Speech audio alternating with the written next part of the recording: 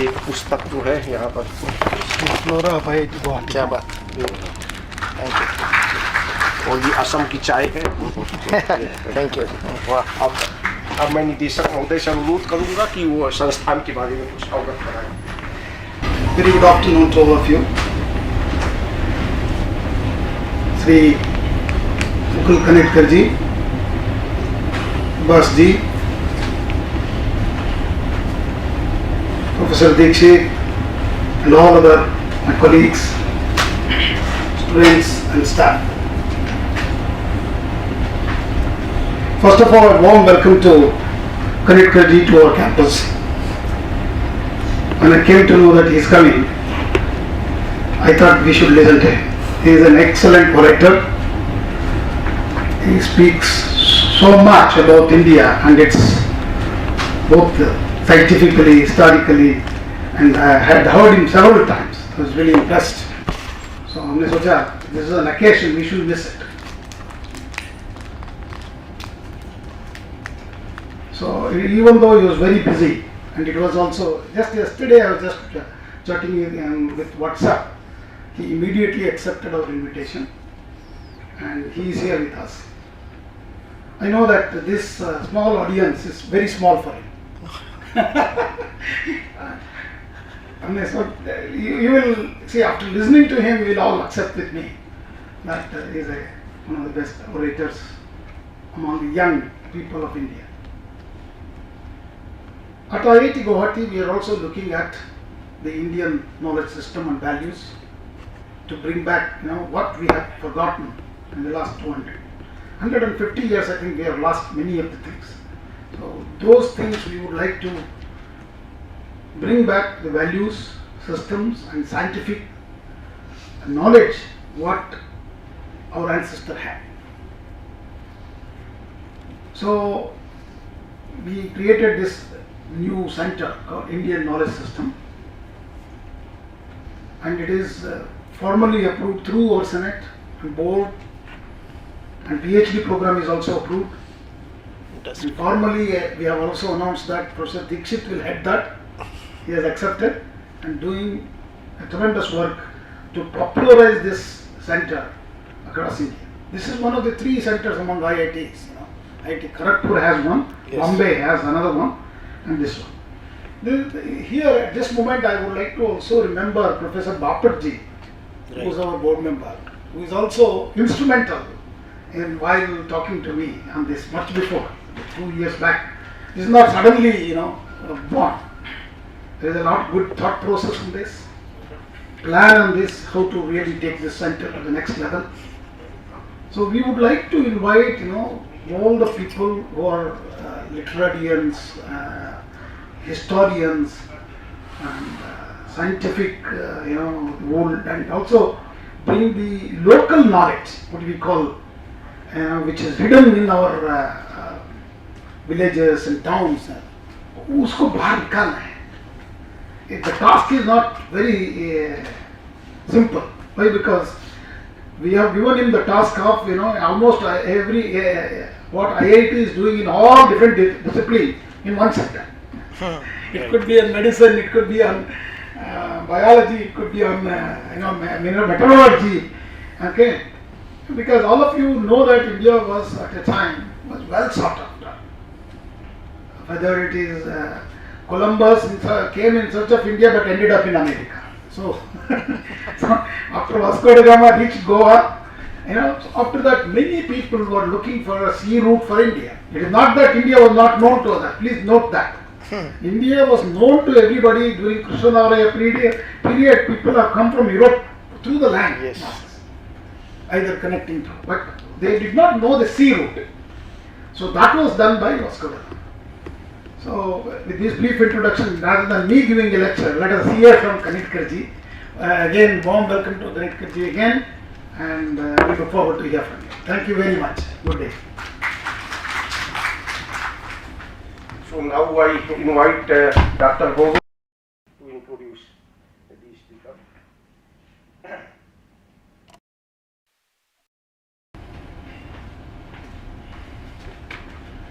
बहुत बहुत धन्यवाद सर. माननीय श्री मुकुल कानिटकर जी, National Organizing Secretary of Bharatiya Shikshan Mandal. He was born on 22nd March 1969 and he did LLB in 1990 from Dr. Babasaheb Ambedkar Law College, Nagpur.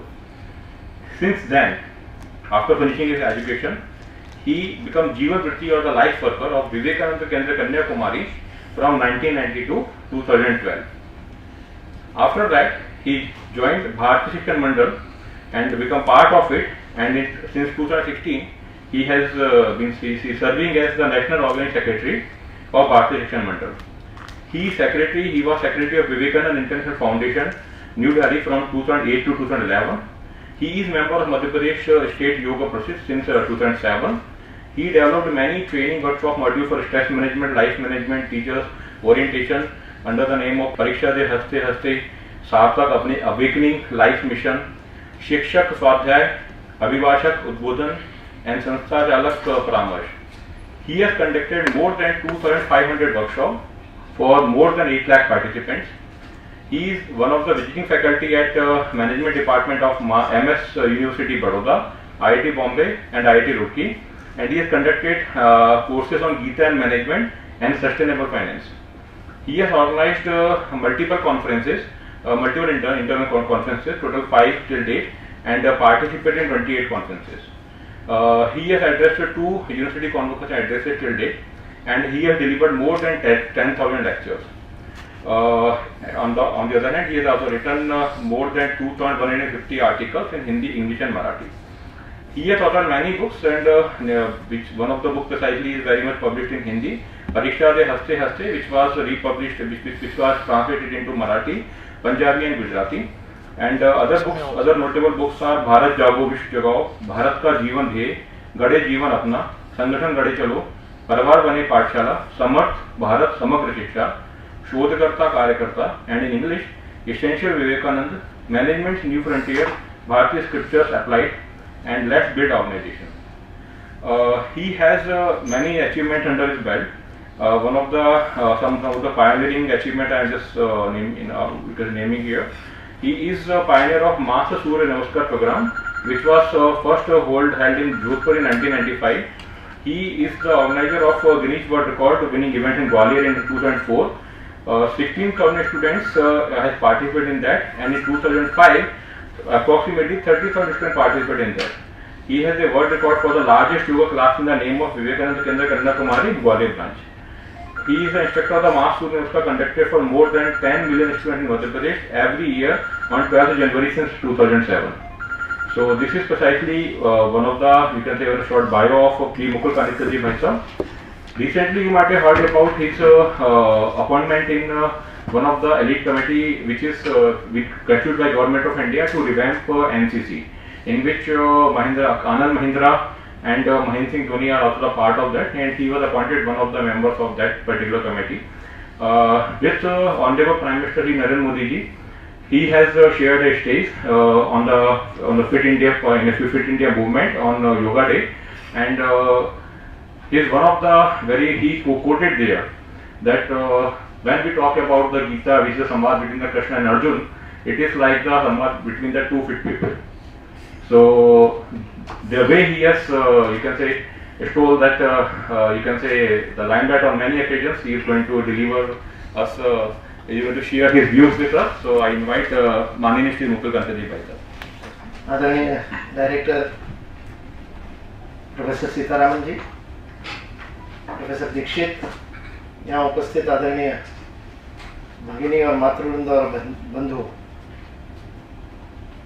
If there are people who don't understand Hindi, I can speak in English. I have no problem with English. पर यदि सबको हिंदी समझ में आती है तो हिंदी में बोलना मुझे ज़्यादा अधिक अच्छा लगेगा. Anybody who doesn't understand Hindi, then we can continue in Hindi. भारतीय शिक्षण मंडल का ध्येय श्लोक है, विष्णु पुराण से लिया गया है. उससे प्रारंभ करते हैं क्योंकि अपना विषय उसके बारे में है. तत्कर्मयन्न बंधाय साविद्याया विमुक्तये आयासाया परम कर्म विद्यान्या शिल्प नैपुणम. कर्म वही है जो बंधन में न बांधे और विद्या वही है जो मुक्त करे. सा विद्या या विमुक्त है। अन्य सभी कर्म तो व्यर्थ का परिश्रम है और अन्य सभी विद्याएं मात्र कारीगरी है, ऐसा विष्णु पुराण कहता है। जब हम प्राचीन भारतीय शिक्षा पद्धति की बात करते हैं तो वो प्राचीन होने के साथ सनातन है। It is ancient as well as eternal. And why I am emphasising on that, क्योंकि 2016 में जब हमने भारतीय शिक्षण मंडल में गुरुकुल प्रकल्प का प्रारंभ किया तब हम भी इसी भ्रम में थे, मुगालते में थे कि गुरुकुल तो समाप्त हो गए। 1835 में ब्रिटिश एक्ट बना और उसके बाद में गुरुकुल समाप्त हो गए। व्हाट्सएप पे आप पढ़ते भी है गुरुकुल क्यों समाप्त हुए, 7 लाख गांव में गुरुकुल थे वगैरह वगैरह।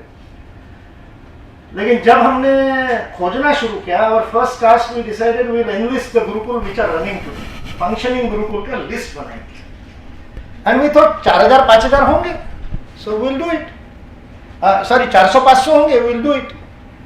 We have completed the list of 4000 gurukul and we have not yet finished.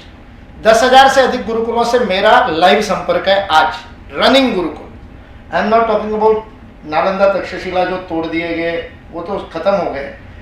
These are running gurukuls and these gurukul not only teach shastras, व्याकरण, न्याय, मीमांसा, वेदांत, ये शास्त्रों को तो पढ़ाते ही है, लेकिन इनमें से अनेक गुरुकुल ऐसे हैं जो आज भी भारतीय विज्ञान को पढ़ाते हैं। तो आज भारतीय शिक्षण मंडल ने गुरुकुल प्रकल्प में इन सब का लिस्टिंग किया, उन सबको स्ट्रेंथन करना शुरू किया। और मजेदार बात थी, ये गुरुकुल वाले भी सोचते थे हम अकेले ही काम कर रहे हैं, बाकी सब तो चले गए। जब उज्जैन में सबको इकट्ठा लाए, अंतरराष्ट्रीय गुरुकुल सम्मेलन किए, राष्ट्रीय नहीं अंतरराष्ट्रीय गुरुकुल सम्मेलन किए, तो उसमें ये सब लोग जब इकट्ठे आए तो उन्होंने कहा अच्छा इतने लोग हैं हमारे जैसे पागल। हमने कहा हाँ, पागलों की कमी नहीं है, ये देश पागलों के भरोसे ही टिका हुआ है। गणना करने वाले तो स्वार्थी होते हैं, वो अपनी गणना में ही रह जाते हैं। अयम निज परोवेति गणना लघु चेतसा। और पागल वो होते हैं जो देने की बात करते हैं, जो पाने की बात नहीं करते। तो वो प्राचीन होने के साथ सनातन है, उसकी महत्व के उसके कुछ सिद्धांत अपन देख लेते हैं और आज कैसे वो हमारे लिए उपयोगी है, क्योंकि एनईपी में हमने उनको ले लिया। और इंडियन नॉलेज सिस्टम का एक महत्वपूर्ण काम सर ये होना चाहिए कि ये जो भारतीय पेडागोजी है, जो हमारी गुरुकुल शिक्षा की जो पेडागोजी है, जो उसकी शिक्षण विधि है, लर्निंग प्रोसेस है, नॉट टीचिंग प्रोसेस। संस्कृत में टीचिंग के लिए शब्द नहीं है, टीचिंग के लिए संस्कृत में शब्द नहीं है। टीचिंग के लिए संस्कृत में जो सबसे निकट का शब्द है वो उपदेश। तो कोई टीचर ये नहीं कहेगा कि हम उपदेश देते हैं, यू आर नॉट गिविंग उपदेश। उसका आजकल उसको अंग्रेजी में हम प्रीचिंग कहते हैं। So teaching and preaching is same in Sanskrit.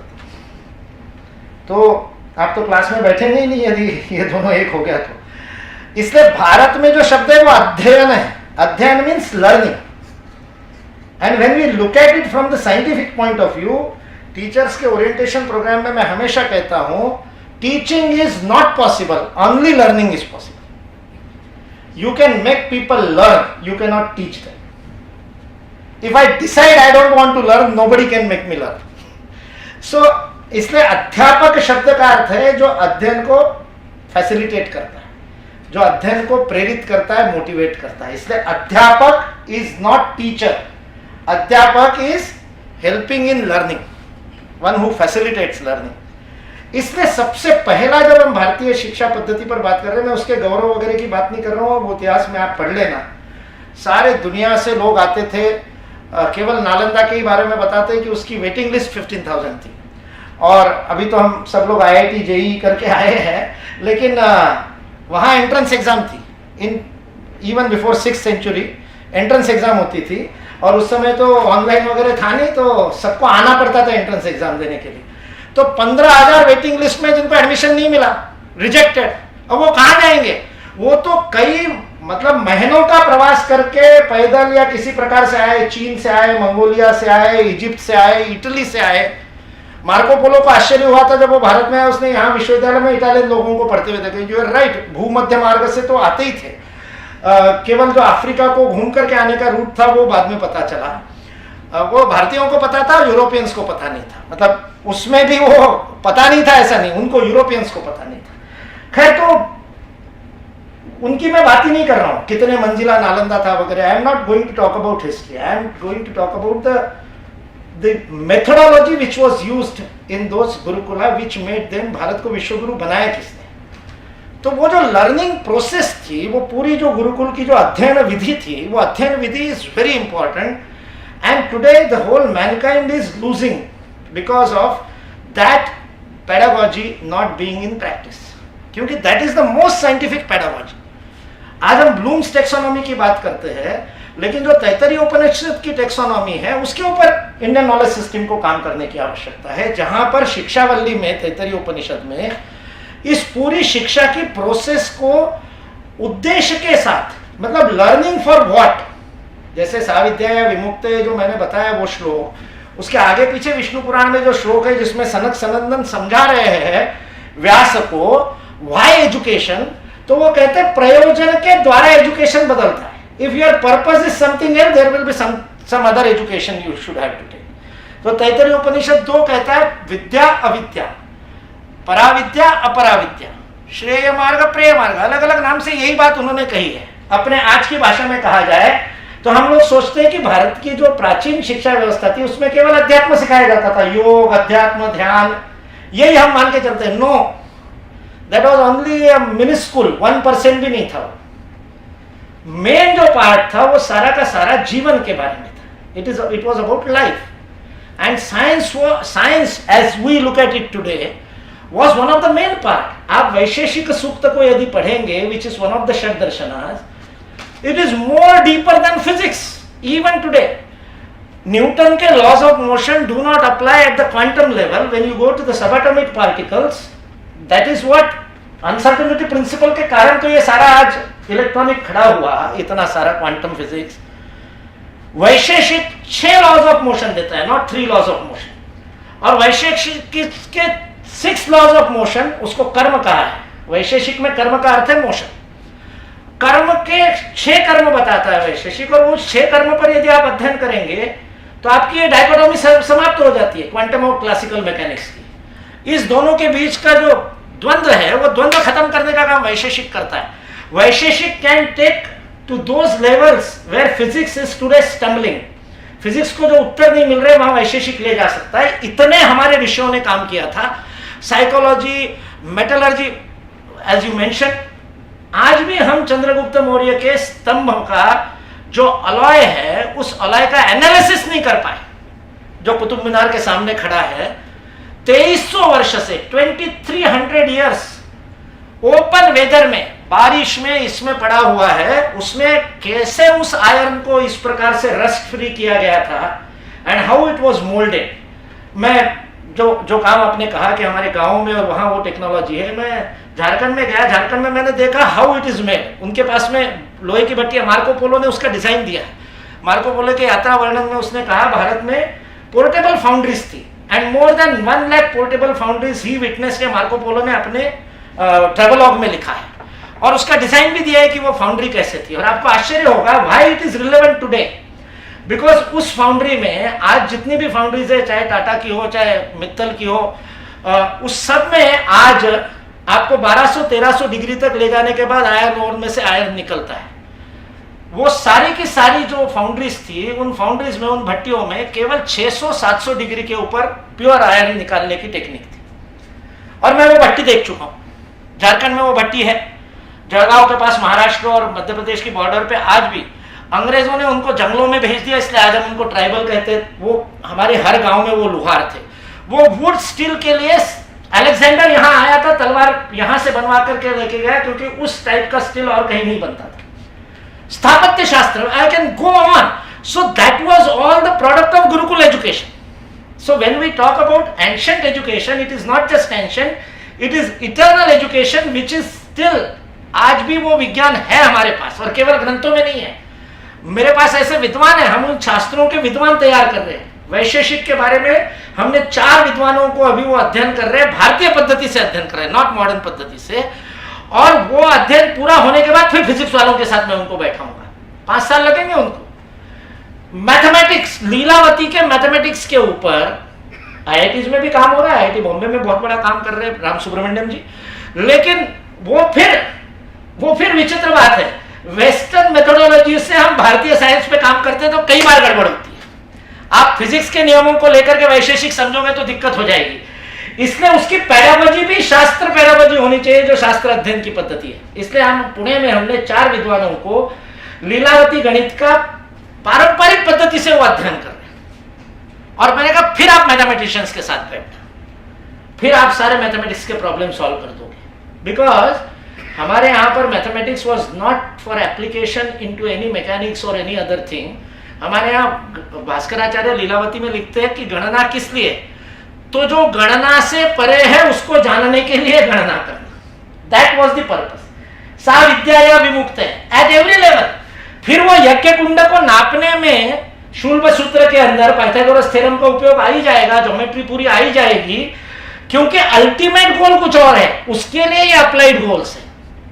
तो इसलिए विद्या मुक्त करी, मुक्त करने वाली विद्या हैज टू बी विद्या युक्त करी, इट शुड बी एनेबलर। युक्त यानी योग्य बनाने वाली। विद्या मुक्त करी, विद्या युक्त करी, और उसका तीसरा स्टेज था जिसके कारण मेटलर्जी, जिसके कारण सर्जरी, जिसके कारण कपड़े बनाने की विधि, अद्भुत कपड़े बनाने की विधि, स्थापत्य शास्त्र, ये सारा जो मुंडेन साइंस है वो इसलिए बढ़ा क्योंकि विद्या अर्थ करी, वो भी विद्या का उद्देश्य था। मुक्त करी, युक्त करी, अर्थ करी। अब आप बताइए आज एप्लीकेबल है कि नहीं है? वही हम करने की कोशिश कर रहे हैं एनईपी के अंदर। तीनों लेवल होने चाहिए, केवल एक होने से नहीं चलेगा, केवल अर्थकरी बोलने से नहीं करेगा। यदि योग्य नहीं बनाओगे तो अर्थकरी कैसे बनेगी? फिर नौकरी बनेगा, फिर एंटरप्रेन्योर नहीं बनेगा। एंटरप्रेन्योर यदि बनाना है तो उसको युक्त भी करना पड़ेगा, उसको योग्यता भी देनी पड़ेगी, और योग्यता वो तभी मिलेगी जब वो पर्पस ऑफ लाइफ को खोजेगा। What is the purpose of my life? मेरे जीवन का उद्देश्य क्या है? और जीवन का उद्देश्य भले ही पैसे कमाना हो, लेकिन क्यों कमाना पैसे, उसके आगे भी जाएगा, और उसके आगे भी जाएगा तो फिर उसको प्रश्न लगेगा कि ये मैं जो जिन बंधनों में बंधा हुआ हूं, what ever binds me, whatever compulsions that I have to get away from those compulsions. I want to be free completely. ये प्रत्येक व्यक्ति को लगता है मैं मेरी मर्जी का काम कर सकूं, मैं जो चाहूं वो कर सकूं। किसको नहीं लगता है? पर कर नहीं पाते हैं। जो चाहते वो कर नहीं पाते। इच्छा है तो क्रिया नहीं है, इच्छा है तो नॉलेज नहीं है, ज्ञान नहीं है। इच्छा शक्ति, क्रिया शक्ति, ज्ञान शक्ति, तीनों चाहिए, और ये तीनों आने के लिए ऐसा मनुष्य बनाना पड़ेगा, वो युक्त करिए। इसलिए man making education Swami Vivekananda ने शब्द प्रयोग किया। ये भारतीय शिक्षा पद्धति के सिद्धांत है। मैं 3 बातों में इसको बता करके अपनी बात को समाप्त करता हूं, then we can do interaction. सबसे पहला, it was and it is अध्ययन केंद्रित शिक्षा पद्धति, learning centric education system. Number 2, it was and it is आचार्य केंद्रित शिक्षा पद्धति। Acharya was the centre of the whole thing, and acharya is little ahead of adhyapaka। Upadhyaya, deputy teacher, adhyapak, teacher, और उसके आगे जो है वो आचार्य है। Acharya is what? One who has experienced, जिसके आचरण में उतर गया वो आचार्य। So the information is digested into knowledge and then applied into wisdom. So information to knowledge to wisdom जब हो जाएगा, तब जब वो आचरण में आ जाएगा, तब वो आचार्य है। जिसके पास रहने से सीख लेता है, ऐसा आचार्य। और उसके आगे फिर गुरु, और वो सारी सीढ़ियां और आगे, फिर कुल गुरु। तो वो सीढ़ियां आगे की, लेकिन आचार्य केंद्रित थी। और तीसरा, इसलिए कोई सरकार नहीं तय करती थी सिलेबस, आचार्य तय करते थे। आचार्य क्रम तैयार करते थे सिलेबस को। सारी भारतीय भाषाओं में जो सिलेबस के लिए शब्द है वो है पाठ्यक्रम, मराठी में अभ्यासक्रम। सारे सिलेबस के लिए भारतीय भाषाओं के शब्द में आपको एक शब्द मिलेगा, क्रम। Chronology is important. और किस क्रम से पढ़ाना है वो दिल्ली में बैठा हुआ कोई कैसे बता सकता है? मेरे कक्षा में मेरे सामने जो बैठे हुए विद्यार्थी है, उनकी क्या स्थिति और गति है, दोनों को देख करके आचार्य तय करेगा कि क्रम क्या होगा। दैट्स व्हाई इट वाज आचार्य केंद्रित। और तीसरा, आनंद केंद्रित, इट वाज एंजॉयबल। इसलिए गुरुकुल से घर जाने की इच्छा नहीं होती आज भी बच्चों को। हमारे जो भारतीय शिक्षण मंडल के गुरुकुल चलते हैं, छुट्टियों में घर भेजते तो नहीं जाते। कोविड में नहीं रहे कोई घर, बच्चे के वहां जाके भी बीमार पड़ेंगे, यहाँ भी यहीं रहेंगे। वाई? क्योंकि वो आनंद केंद्रित है। आज हमारे शिक्षा संस्थानों में बच्चे नहीं आना चाहते, बच्चों को तो छोड़ो, टीचर जाना चाहते हैं क्या? सबसे पहले कैलेंडर आते ही सबसे पहले खोजते हॉलीडेज कितनी है, और जो जन्माष्टमी इस बार शायद रविवार को आ गई थी, तो जनवरी में ही देख लिया, अरे एक हॉलीडे चला गया, रविवार को आ गया, तो because we are not enjoying, इसलिए आनंद केंद्रित, जहां आनंद नहीं वहां ज्ञान नहीं, जहां ज्ञान नहीं वहां आनंद नहीं, इसलिए आनंद इज इक्वल टू नॉलेज, ये भारत की विधि है। इसलिए आचार्य केंद्रित, अध्ययन केंद्रित, आनंद केंद्रित, ये 3 भारतीय शिक्षा पद्धति के मूल तत्व है जिसको आज अप्लाई करने के लिए एनईपी कह रही है, and that is most important. फिर वो अनुभव के आधार पर होना पड़ेगा, आनंद लेना है तो I will have to enjoy, then I will have to experience, experience center. आज वो सारी बातें हम नई पद्धति से उन्हीं शब्दों को कह रहे हैं। कुल मिलाकर के ये गुरुकुल की ही शिक्षा है, वो भविष्य की विश्व की शिक्षा है। आज दुनिया में स्कूल शिक्षा में नंबर 1 है फिनलैंड। फिनलैंड को दुनिया में नंबर 1 माना जाता है, पीसा रेटिंग में वो नंबर 1 आता है। क्या है फिनलैंड में? फिनलैंड में 9 घंटे की स्कूलिंग में केवल 90 minutes, 1.5 hours there can be formal lecture, बाकी सारी एक्टिविटी होती। फिनलैंड में there are no subjects, there are only topics, topic wise. तो वो जब मैंने नेट पे पढ़ा तो मैंने मेरे फेसबुक पे लिंक डाल करके लिखा, फिनलैंड में तो गुरुकुल आ गए, भारत में कब आएंगे? तो भारतीय शिक्षण मंडल के गुरुकुल प्रकल्प का उद्देश्य है कि आईआईटी का नॉलेज और गुरुकुल की पेडागोजी ये शिक्षा का भविष्य है। आने वाले में समय में विश्व की मुख्य धारा की शिक्षा गुरुकुल शिक्षा बनने जा रही है। That's why I said it is not just sanction, it is eternal, क्योंकि वो आज के मनुष्य की समस्याओं का समाधान देती है। धन्यवाद। Professor Ijadas from Humanity and Social Sciences. Just quick brief. नमस्कार, धन्यवाद। मुझे हिंदी अच्छी तरह से नहीं आती No है। problem, you can speak in English. Professor इजादास from the humanities and social sciences department. मैं ये अपने एक्सपीरियंस एकदम शॉर्ट में I want to say is that I was educated in an convent school, a very famous convent school here. My entire मेरे education थे English, American, European literature, उसकी वजह से मैं यहाँ आई। But how I have changed. Yesterday was my BTech minor English literature exam, theory exam. मैंने उनका टेक्स्ट दिया आदि शंकरा का निर्वाण शतकम। मैं सोचती हूँ कि there is no other poem greater than this particular poem, निर्वाण शतकम। And मैं जो ऑनलाइन लाइव था, I could see the glow in the students' faces. मैंने उनको बोला कि ये मैं आपको एक anonymous poem दूंगी, आपकी I will not teach you, but जो theory है आपको अप्लाई करना है। और उनको जो सच में उसका फेस में देख रही थी प्रॉक्टर्ड एग्जाम में, sir I am telling you. Second, I am not a Brahmin, that is a very important thing I want to say from my last 20 years experience in IIT Guwahati. इनका जो एक अंडर करंट कास्ट सिस्टम है sir, and I am at the moment reading the Vaisheshika sutra by Kannada. क्या बात। Coming because I have a hobby in knowing, wanting to know physics and studying unified field theory at the moment, quantum mechanics, I reached Vaisesika Sutra. And whatever you said, sir, everything is correct. My entire education was Western. And मैं अभी जो whenever I sing Nirvana Shatakam, I think every student should know that. And Dikshit ji, I think you have to include Sanskrit. I'm learning Sanskrit now at 54 years of age. I've started learning Sanskrit through these texts. Namaskar. Sanskrit एक ऐसी भाषा है which is most scientific phonetically, not just phonetically, it is lexical and everything. You apply any of your भाषा शास्त्र के कोई नियम linguistic के लगा लिए, it is one of the purest of the languages. वो उसका नाम ही है।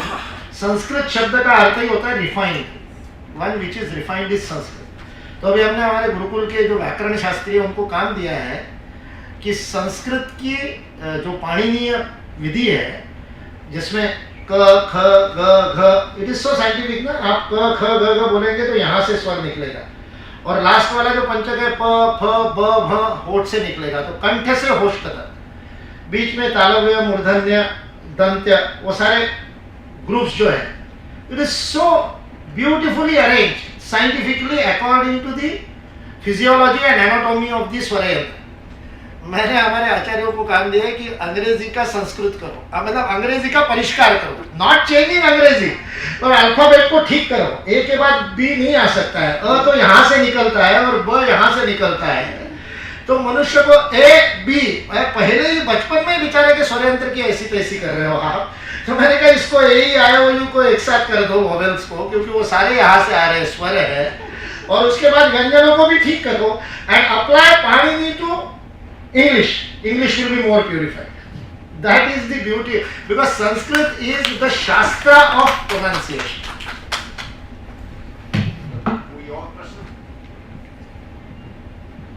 अब प्रश्न से ज्यादा कमेंट ही था आपका।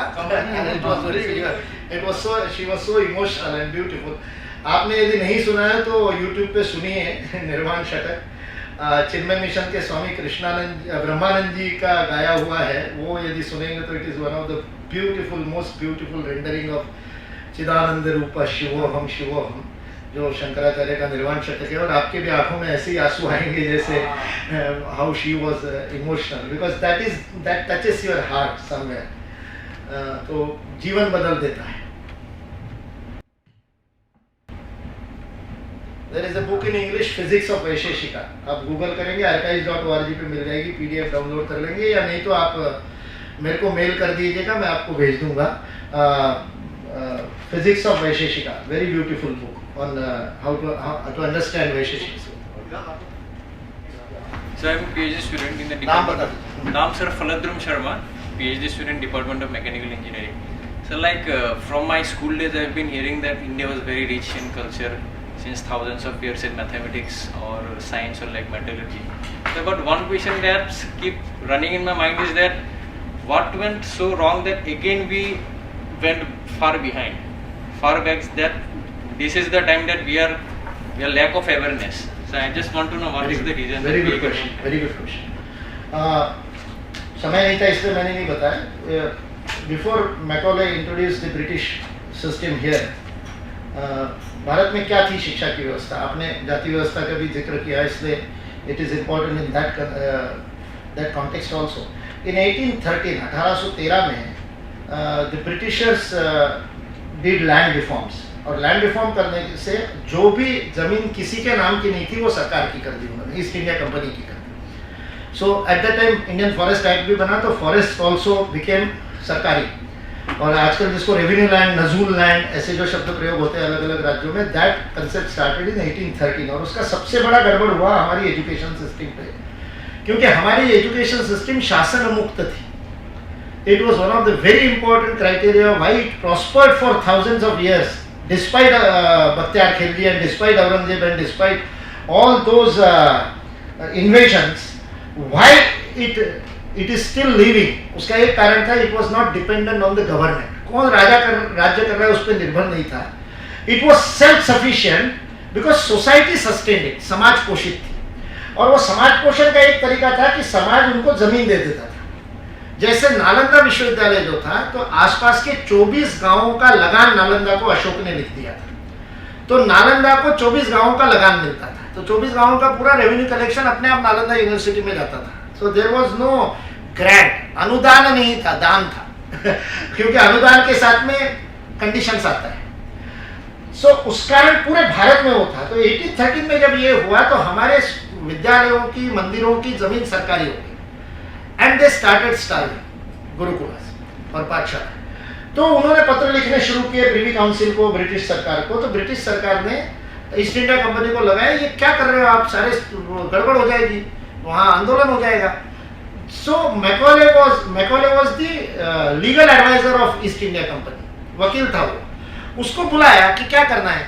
तो उसको मैकॉले ने कहा कि कितने स्कूल है ये तो बता। So from 1819 to 1830, during those 11 years, there was a complete census of education in India. सर्वे किया गया, एजुकेशनल सर्वे ऑफ इंडिया नाम से आप गूगल करेंगे आपको मिल जाएगा। अलग अलग लोगों ने किया, थॉमस मुनरो ने दक्षिण में किया, विलियम लिटनर ने पंजाब प्रोविंस में किया, विलियम बेल ने बंगाल प्रोविंस में, जिसमें आसाम बर्मा सब आते थे उस समय, कलकत्ता प्रेसिडेंसी में किया, और विलियम एडम्स ने बॉम्बे प्रेसिडेंसी में किया। Britishers did it through their revenue officers, जिसको आजकल हम पटवारी कहते हैं, पटवारी के माध्यम से किया। And then it's an eye opener. 1823 का रिपोर्ट बताता है. It went up to 1830 also. कुछ रिपोर्ट बाद में आई, विलियम लिटनर की 26 में आई और कुछ रिपोर्ट 1830 में पूरी हुई पूरे भारत की. लेकिन 1823 में bulk was publish. So educational survey of India 1823 search करेंगे आपको archives.org पे पूरा उसका रिपोर्ट मिल जाएगी. वो ब्रिटिश की रिपोर्ट बताती है 100% literacy. Every caste was getting education in this country before Britishers took over the education. ये जो हमारे कुछ जातियों को uneducated, illiterate किया गया, that is the British conspiracy. That was never done by the Brahmins or anybody in this country. ये British chart है, उनके सर्वे में चार्ट है कितने ब्राह्मण, कितने क्षत्रिय, कितने वैश्य, कितने शूद्र, शिक्षक और विद्यार्थी दोनों. शूद्रों में शिक्षक भी थे, right from 7% to 27% teachers were from Shudra community. ये अंग्रेजों का सर्वेक्षण है. 27% आज भी आपको रिजर्वेशन देना पड़ रहा है, वहां बिना रिजर्वेशन 27% थे. और स्टूडेंट्स में तो 70% तक था. चिकमंगलुर इन तमिलनाडु हैड 70% शूद्र पॉपुलेशन इन दी स्टूडेंट्स. ये वो सर्वे आप कभी पढ़िएगा.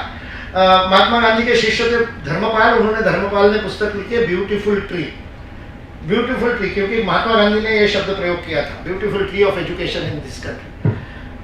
तो ब्रिटिशों ने 1835 के एक्ट में नियम बनाया कि हमारी मतलब शासन की परमिशन के बिना, मान्यता के बिना आप अपने घर में भी नहीं पढ़ा सकते. Sadly that act is even today in function.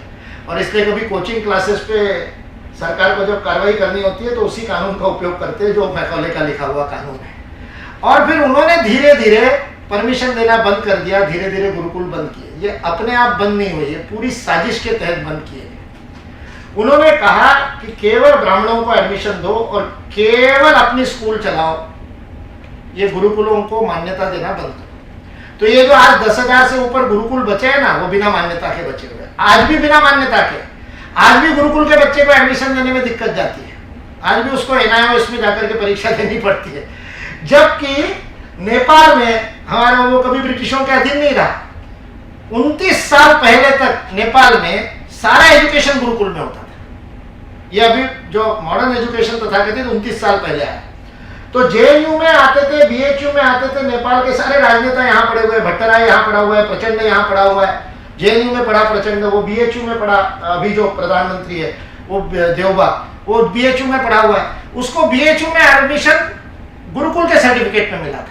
Nepal में गुरुकुल का certificate is allowed as a school leaving certificate. अभी NEP के बाद हम भारत में भी करने की कोशिश कर रहे हैं. नहीं था.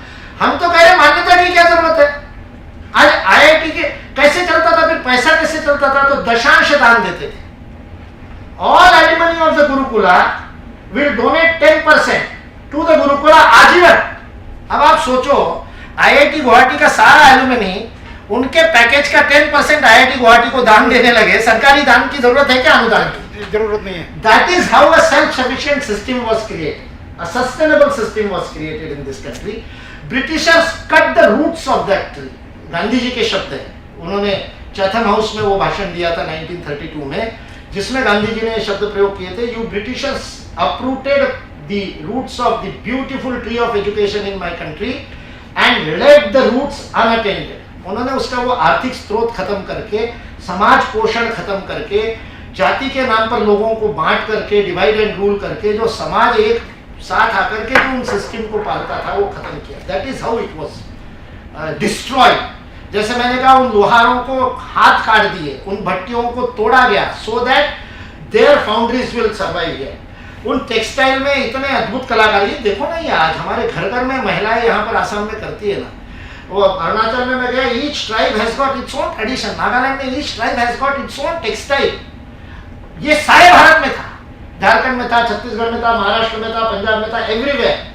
ब्रिटिशर्स मैनचेस्टर का कॉटन बेचने के लिए उन सब लूम्स को खत्म किए, तोड़े. It was a complete act of vandalism, and that is intellectual vandalism, academic vandalism, which is still going on. आज भी it is going on, even after 75 years of independence. उसके बाद भी भारत में वो intellectual vandalism वैसे ही चल रहा है. और हर जगह पर अपनी बात तर्क सिद्ध होते हुए वेल डॉक्यूमेंटेड होते हुए, एविडेंस के साथ होते हुए भी, it will always be challenge by our own people. That is intellectual vandalism. उसको आपको सामना करना पड़ेगा IKS को चलाते समय. There will be objection from people who know nothing about it. They will object saying that what you are saying is not correct, without any research. Good afternoon, sir. My name is Praveen Tiwari. I am research scholar in School of Energy and Sciences. This is the name change. Earlier it was Center of Energy. Sir, I used to read somewhere about the ancient mathematics. So, preferably most of the people follow Wikipedia and also some other literatures. At one instance, I have found that Indian mathematics was flourishing, and in the year of 1820 and after that, it died. So it has created confusion in my mind, because in the same article they have written like Sulva Sutra, it is Pythagoras theorem is written, and many other even trigonometric quotients and all. So what is your opinion, like how mathematics can die? I mean, those theorems are still we are using, its name is although changed.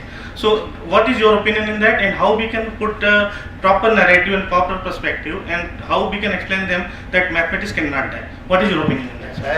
I totally agree with you, because it is not dead, it is still living and striving, just that it is not mainstream. उसको लोग die कह सकते हैं, because we lost the track of it. और उसका कारण मैंने बताया, it was completely planned way of doing it, उसका आंसर. लेकिन आपको यदि उसमें इंटरेस्ट है टू नो रियली रिसर्च, ऐसे आर्टिकल में तो कई बातें बहुत सारी केवल भावना से कही जाती है. इसलिए हम रिसर्च फॉर रिसर्चेंस फाउंडेशन में हम कहते हैं कि we won't go by rhetoric, we won't go by just नारेबाजी में नहीं जाएंगे. पुष्पक विमान था, इसलिए हमारे पास विमान था, nothing doing.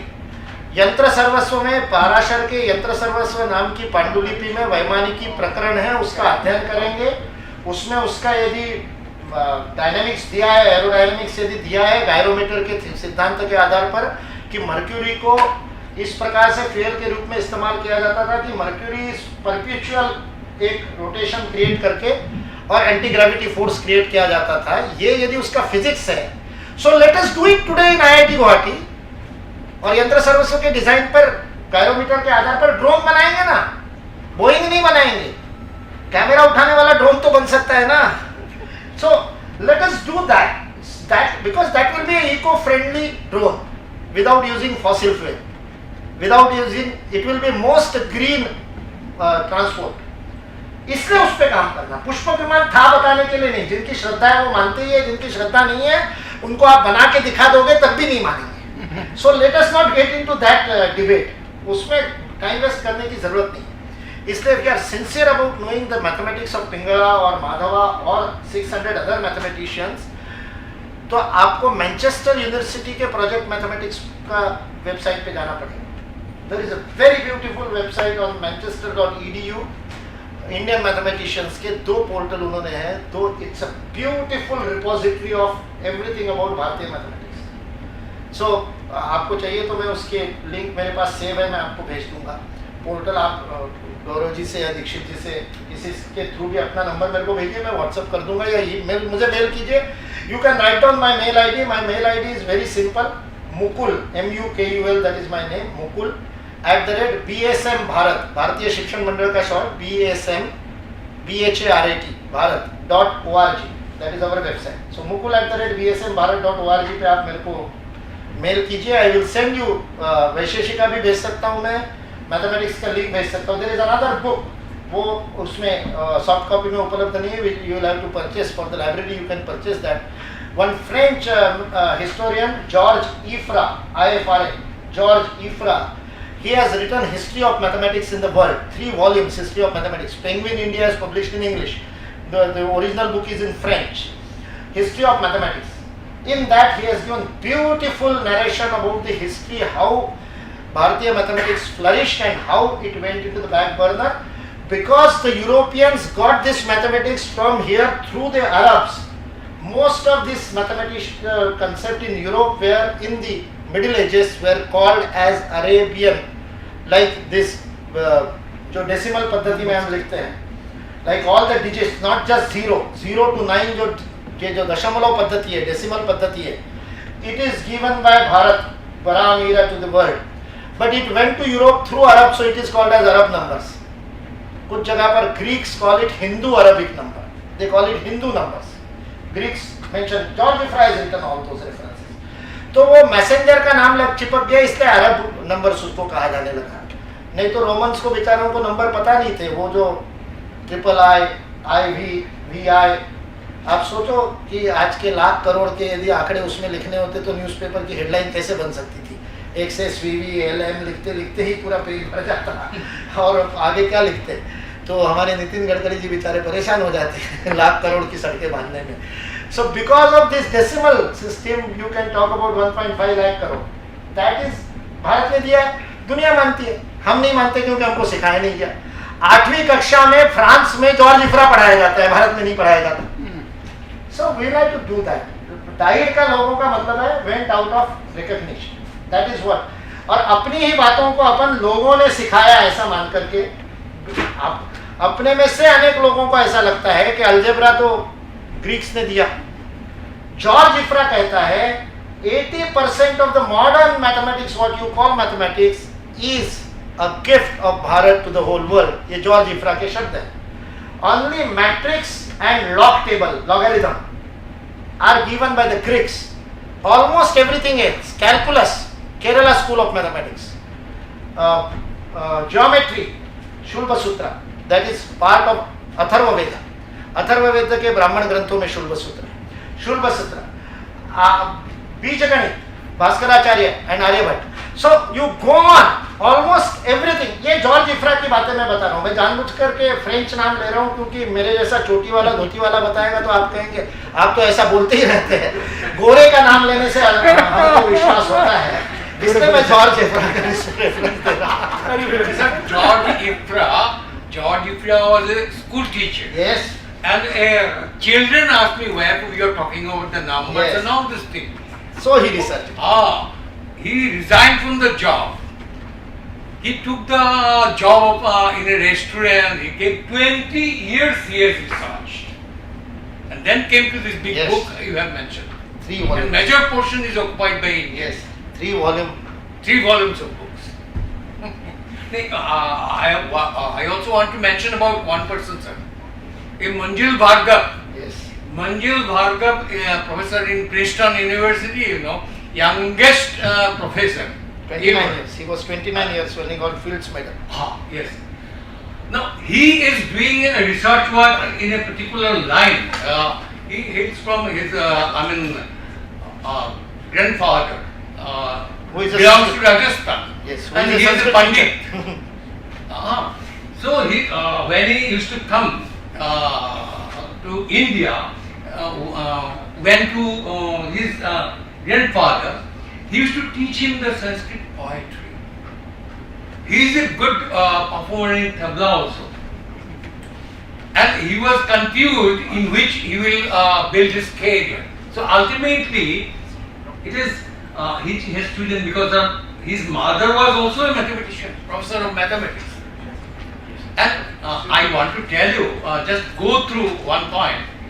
He has recently, Mukul जी आपको मालूम है कि नहीं, संस्कृत पोएट्री का साथ मैथमेटिक्स का संपर्क किया है, छंद and all this thing.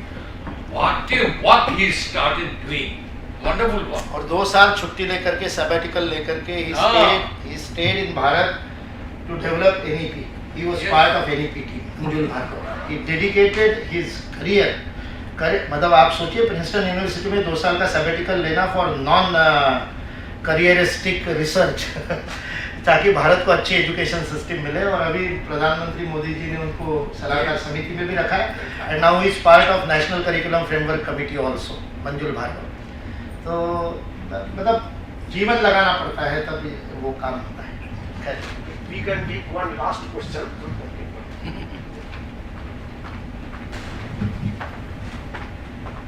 Very good afternoon, sir. My name is Arnab Pal Chaudhary. I am from the Center for Agro and Rural Technology. First of all, thank you so much for this wonderful speech that you've given us. I truly think we have learned a lot from what you have delivered us today. So my question is, before the question, I would like to say like my own experience is that I am very much interested in learning about our ancient history and the knowledge of our ancient past. But the problem that I always face, being educated from an English medium, education system, is that I am not able to understand the text in its original form. So, as the point which was raised by the madam, like I personally feel that it is very important to bring Sanskrit into the mainstream so that people can get the knowledge from the source itself. So I want to know like what is being done and like what more can be done so as to bring Sanskrit into the mainstream. And so your comments on that, sir. Sanskrit को लाना ही पड़ेगा. That is must not just for knowing the glorious past but for your own. जो मैंने शब्द प्रयोग किए थे ना कि इच्छा शक्ति, क्रिया शक्ति, ज्ञान शक्ति, उसको यदि अलाइन करना है तो उसके लिए भी संस्कृत चाहिए. क्योंकि मनसा वाचा कर्मणा, मन और कर्म को जोड़ने वाली वाचा होती है और वाचा की शुद्धि के बिना चित्त शुद्धि नहीं हो सकती और चित्त शुद्धि के बिना कर्म शुद्धि नहीं हो सकती. तो जैसे योग आवश्यक है चित्त शुद्धि के लिए, वैसे वाचा शुद्धि के लिए संस्कृत आवश्यक है.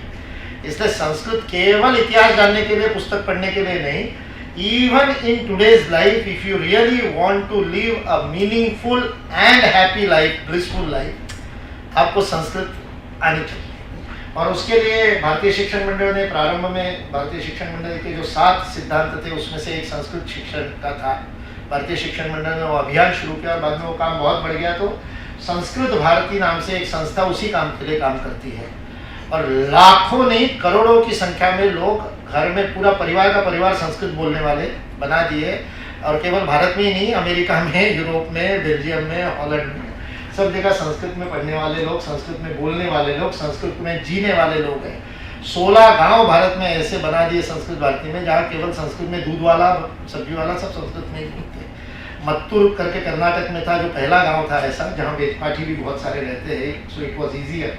फिर रायसेन जिले में एक गाँव हुआ सुखलिया नाम का. ऐसे करते करते करते आज 16 संस्कृत ग्राम है.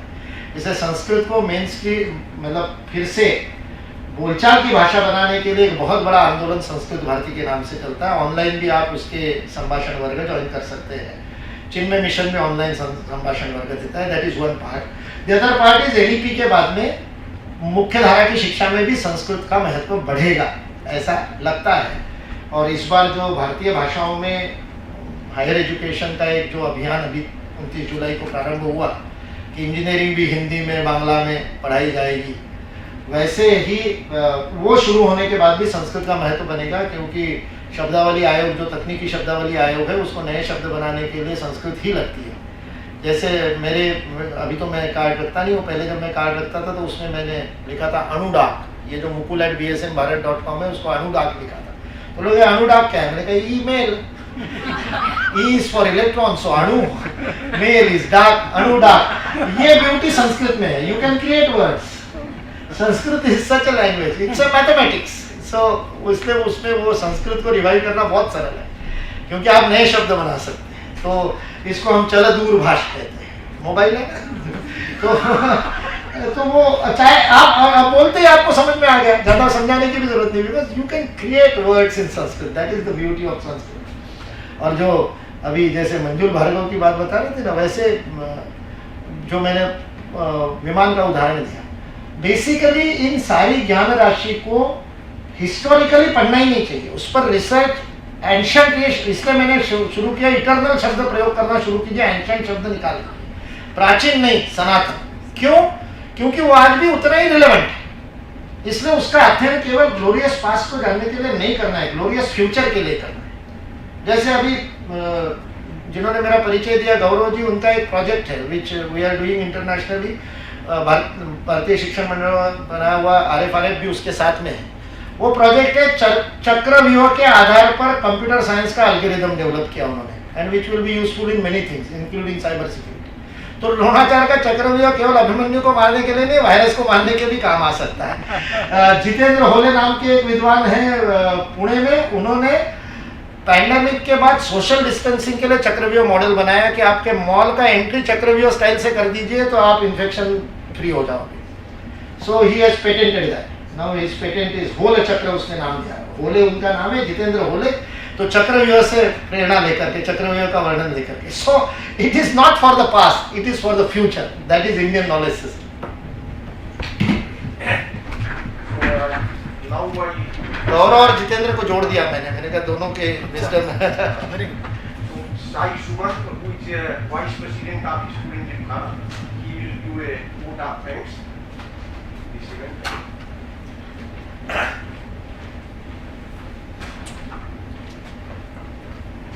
Good afternoon, everyone.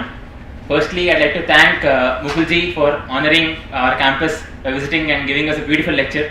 And after hearing your lecture, sir, I really felt that director's words were true, that this audience is really a small audience for you. And really the 7,000 students of this campus have a lot to learn. And I hope, I really believe that all of our knowledge base has increased after hearing to you, after listening your wonderful speech and your knowledge. And